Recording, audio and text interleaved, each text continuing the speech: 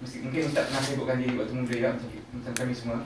So bagaimana nak cari jalan tengah antara idealistik dan realistik, antara terlampau sibuk dan terlampau mencari alasan untuk tidak sibuk? Okey. Jadi memang ramai orang yang menjadikan alasan berpersatuan sebagai sebab dia gagal skor dalam pelajaran. Dan saya pun pernah jadi orang yang macam tu. Semasa saya menjadi Presiden Gabungan Mahasiswa Islam Malaysia satu ketika dulu, kerana terlampau sibuknya dengan dua jabatan ini, maka saya punya pensyarah beritahu saya punya markah satu je lagi untuk dapat first class. Maka saya kata, kenapa doktor tak tolong? Tak boleh, dah terlambat. Sebab dia hanya dapat result keseluruhan, ya. Maka ramailah dan saya sendiri pun adalah dalam hati kadang-kadang termenyalahkan orang lain. Tapi sebenarnya siapa yang salah? Kita sendiri. Jadi ditanyakan tadi terlampau ideal. Sebenarnya ideal ni adalah kita excellent dalam semua perkara tadi.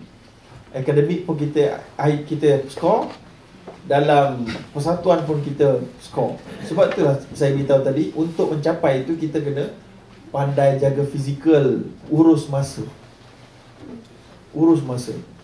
So urus masa, kalau selesai belajar, saya kira belajar cara yang paling baik mengikut kata-kata orang yang kaki skor. Contohnya Nick Nurmadihah, dia dekat Jordan kan. Dia ada kontak saya, ya, dia beritahu bahawa saya bukan skorer. Saya bukan skorer dalam markah. So jadi saya ambil pada orang yang skorer dalam markah. Dia kata faham dalam kelas. So orang kita biasanya kita kata tak faham ada kelas, tak apalah, balik aku cuba fahamkan. Itu satu kesilapan yang pertama orang kita dalam belajar. Kita tak boleh buat alasan, tak apa, tak faham, nanti balik aku study, balik aku boleh faham. No, kena faham dalam kelas juga. Sebab bila faham dalam kelas, kita dah buat shortcut separuh, 50% kita punya study lah minit nanti tak akan bermasalah. Kita boleh study lagi dengan berjaya. Okay. Tapi kalau kita tak faham, lah minit kita akan memang menjadi last lah. Memang last lah. Jadi itu bagi saya lah. So, jadi saya tak tahu saya telah menjawab soalan atau tidak. Tapi kesimpulan saya, kita tak boleh menyalahkan persatuan, dan kita tak boleh menyalahkan dakwah, dan kita tak boleh abaikan satu aspek dengan melibatkan satu aspek yang lain. Kita kena cover semua.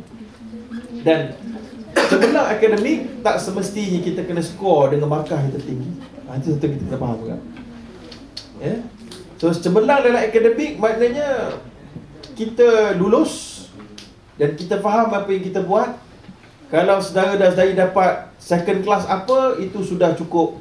Sudah dalam keadaan performance dalam bidang kurikulum yang lain begitu dahsyat, itu sebenarnya sudah satu pencapaian yang sangat memberangsangkan. So jangan bila tak dapat first class tu merasa down habis, gagal segala-galanya. Oh tidak. Ya, sebab kita kena faham sekali lagi, sistem permarkahan ini tidak reflect kita punya intellectual yang sebenarnya. Sistem ujian IQ tidak reflect sebenarnya kepintaran kita. Sebagaimana saya tengok ada satu dokumentari dekat baru-baru ni, cerita pasal IQ. Adakah rakaman IQ ni menentukan kita bodoh atau pandai? Sampai ada orang disegan nak buat ujian IQ, takut nampak bodoh. Ya? Tapi sebenarnya tidak. Pencapaian IQ bukanlah membuktikan anda pandai atau anda bodoh, tapi dia adalah menunjukkan apa tak, saya pun tak ingat, ada kognitif entah apa benda lagi. Maknanya sejauh mana kita boleh adapt dengan suasana persekitaran, itu saja. IQ itu adalah menunjukkan kebolehan-adaptasian kita dengan suasana sekeliling, bukan menunjukkan kita pandai atau tidak pandai. Okey, itu saja. So begitu juga dengan markah kita. Wallahualam. Habis. Soalan selanjutnya. Kadang-kadang sebagai manusia yang ingin keluar daripada kejahilan yang dulu, kita merasakan terlalu banyak perubahan yang perlu dilakukan pada diri. Dan ada kalanya kita akan kepenatan dan meninggalkannya. Apakah yang terbaik yang boleh dilakukan dan apakah yang penting untuk diubah terlebih dahulu? Inilah tadi, perlukan priority. Memang banyak perubahan, tapi kita kena susun perubahan-perubahan yang mana satu. Kita kena susun perubahan-perubahan yang core terlebih dahulu. Contoh, kita kena buang benda-benda yang boleh membawa syirik terlebih dahulu dalam diri kita. Selepas itu, kita kena perbaiki ibadah kita. Perbaiki ibadah dan hubungan dengan Allah. Dan benda itu akan berlangsung secara serentak dengan ajakan kita kepada kebaikan. So jangan kita aku tengah buat reformasi dalaman diri ni, so aku tak boleh nak ajak orang, aku kena senyap duduk dalam bilik seorang-seorang. Tak. So reformasi dalaman tu dibuat secara serentak dengan ajak orang kepada kebaikan. Bila kita ajak orang kepada kebaikan, kita sedang memperbaiki dalaman kita. Ya, so jangan asingkan pemulihan diri dengan ajakan kepada kebaikan. Dia adalah satu benda yang serentak. Okey? So jadi ada kalanya kita akan kepenatan. Kita kepenatan kerana kita terlampau membebankan pelbagai benda idea dalam kepala sekaligus. Biasanya orang perempuan dia jenis begini, kata pakar dalam bab perempuan. Ya. Orang perempuan puratanya se-in average dia akan, ni kata seorang pengarang buku, siapa nama dia? Woman from Mars tu, apa nama? Woman from Venus, Man from Mars tu kan. Waktu Islam punya version apa, Madinah ke Mekah, tak apa yang jauh-jauh kan. So dia kata perempuan memang biasa dia akan menggabungkan semua masalah dalam satu masa. Semua tu. Oh tak basuh baju lagi, oh buku tak buat lagi. Lelaki dia lebih organize. Allah memang bagi begitu. Sebab tu lelaki memang kerja dia jadi ketua keluarga. Organize. Dia banyak masalah, tapi dia tengok yang satu ni, 2-3 ni dulu. Yang lain tu nanti dulu, biar abai dulu. Sampah tak buang lagi, biar dulu. Masak tak lagi, sampah tak buang lagi, anak cebok lagi. Semua dia kumpul dalam kepala. So dia jadi panik. Lepas tu panik. Semua tu buat bentan. Jangan push diri begitu. Organize, tahan diri daripada priority dulu. Maknanya aku besok nak exam ni, baca buku dulu. Sampah belum bau busuk lagi. Contoh. Kena organize. Tapi jangan sampai ada penuh sampah dalam bilik, biar dulu. Sampai dia nak jalan kena berenang dengan sampah. Ya, sampah tu masih nampak dalam tong lagi. Belum keluar termuntah, belum termuntah-muntah lagi sampah tu. Boleh tahan lagi. Tu elok. Okey. So begitu maksud saya. Barulah kita tak kepenatan. Tapi kalau kita masuk semua sekadar kepala, akan kepenatan.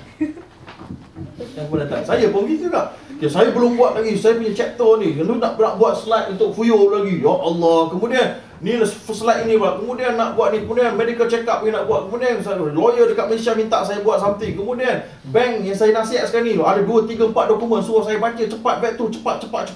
Lepas tu dekat Jeddah pun satu lagi. Kemudian ni satu lagi. Kemudian editor buku minta saya buat cepat ni. Nak keluar bulan Januari untuk Pesta Buku Antarabangsa. Semua minta. Kau saya fikir tak pergi view saya. Dia tak apa. Saya tinggalkan dulu.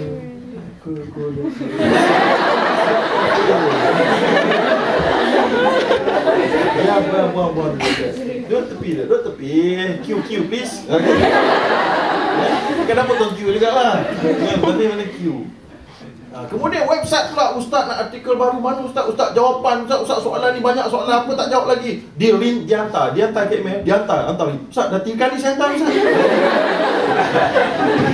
Ini saya nanti dulu, ni nanti jangan sibuk. Tapi kalau orang perempuan kadang ada orang tanya masalah, orang kat Syabak tanya masalah, lepas tu ini semua dia nak jawab sekian gua.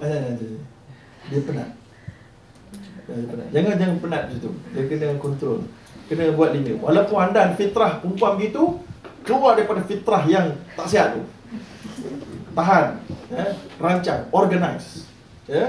Kena sekali sekala buat macam orang lelaki. Itulah abai kan benda-benda. Banyak kerja, main game.